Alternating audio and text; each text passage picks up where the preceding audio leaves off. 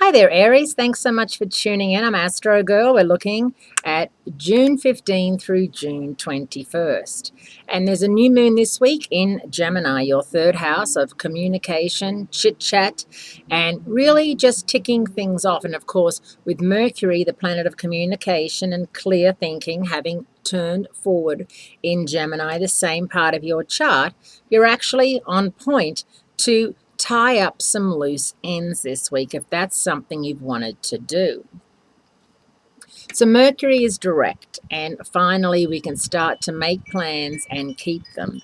Finally, we can feel as if we know what's coming around the corner and it's not going to be a truck to run us off the road or run us over.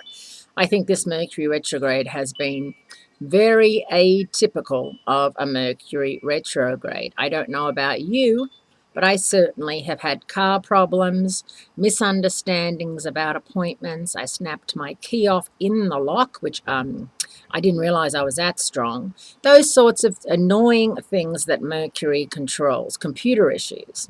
However, now that Mercury has moved direct, it's out of its storm on the 20th, so there's a couple more days to get through. And of course, Mars, your ruler, the planet of energy and abundant energy, is in Gemini as well. So this is one of those times when there's a lot going on in your third house, and it's your third house of communication, of brilliant ideas, of making plans and actually sticking to them versus saying you'll be there and RSVPing that you'll be there, and then when the actual time comes, you can't be there, which is really kind of rude. If knowledge is power, Aries, then there are two turning points in the calendar year that you should know about this week.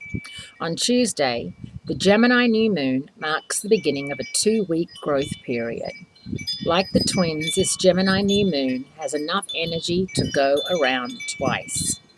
Mars joins in the fun by energizing the Sun-Moon pair. Since this Sun-Moon-Mars trio are only connected to one another and not to any other planets, this new moon is like a conference call where everyone is in a perfect mind meld. The harmony continues through Sunday, June 21st, when the Sun moves into Cancer and marks the second seasonal turning point of 2015. Now, of course, we are changing seasons, and for the Northern Hemisphere, we are going into the summer solstice. This is as far north as the sun ever gets in a year, and on this day, June 21st, it stands still before making its journey south. Because the sun is the ultimate source of life on earth, nothing is as fundamental as its rising and setting and length of the day.